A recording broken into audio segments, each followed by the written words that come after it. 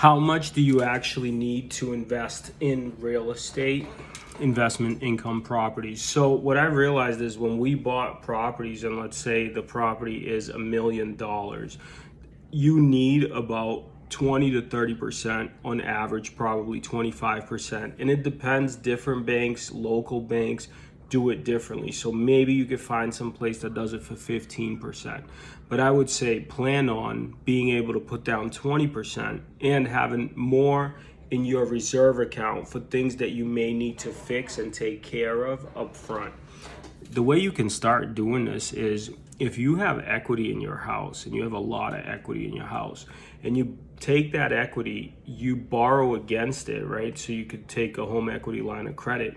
Then you go and you purchase yourself a property. That property will generate enough income in a year or two, or hopefully sooner, where you can take that money that you're generating, pay off the interest and the equity line, and then also generate income from the property. Now, if you want to talk more about investing in real estate, obviously there's a lot that goes into it. But if you think you're ready to take the next step, you know who to call.